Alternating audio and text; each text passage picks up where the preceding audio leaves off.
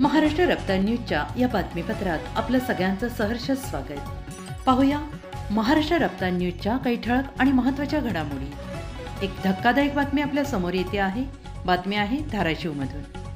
धाराशिव जिल्हा येथून एका अनोळखी महिलेच्या खुनाचं गूढ उकललेलं असून गुन्ह्यातील 4 आरोपी अटकेत।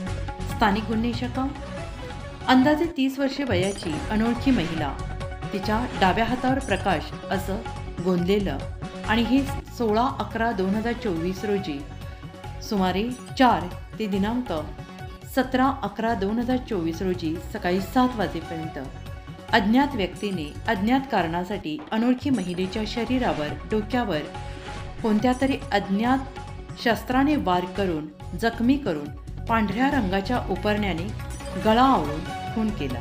तसेच पुरावा नष्ट करण्याच्या उद्देशाने अनोळखी महिलेचा मृतदेह सोनारी शिवारातील सोनारी ते परंडा जाणाऱ्या रोडवरील हरण ओढा पुलावरून खाली पाण्यात टाकून पुरावा नष्ट करण्याचा प्रयत्न केला।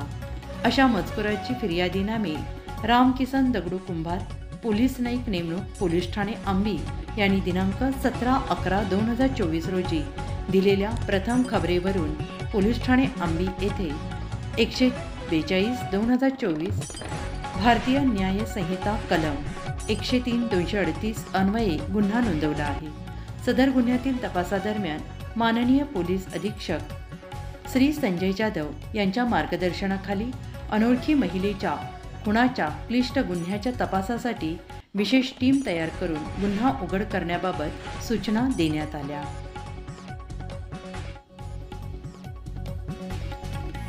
गुन्ह्याचा काहीही पुरावा नसताना सदर भागात सीसीटीव्ही फुटेजची पडताळणी करण्यात आली। प्रतिनिधी राहिल पटेल, महाराष्ट्र रफ्तार न्यूज। अशाच नवनवीन बातम्यांसाठी पाहत रहा महाराष्ट्र रफ्तार न्यूज। लाईक करा, सबस्क्राईब करा।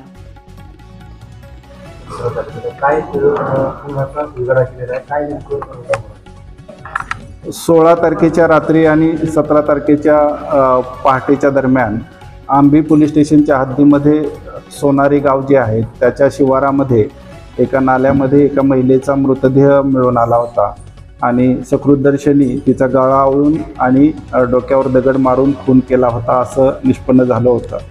या गुन्ह्यात कोणताही क्ल्यू नव्हता, महिलेची ओळख त्या ठिकाणी पटलेली नव्हती। अशा परिस्थितीत इथली आपली LCB म्हणजे स्थानिक गुन्हे शाखा आणि आंबी पोलीस स्टेशन यांनी वेगवेगळी पथकं आपण त्या ठिकाणी निर्माण केली होती आणि या खुनाचा उलगडा आपल्याला त्या ठिकाणी करण्यात यश आलेलं आहे।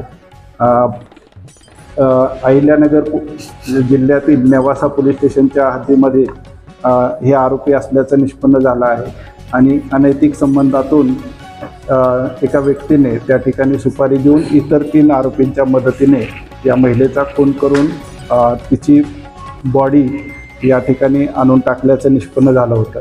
खरं तर कोणताही सकृतदर्शनी कोणताही क्ल्यू नसताना CCTV आणि इतर तांत्रिक विश्लेषण याच्या मदत घेऊन आपण हा गुन्हा उघडकीस आणण्यास यशस्वी झालेलो आहोत। आरोपींना कोर्टामध्ये हजर आज आपण आरोपींना 4ही आरोपींना हजर करणार आणि त्यांची पोलीस कस्टडी रिमांड घेऊन पुढचा तपास करणार।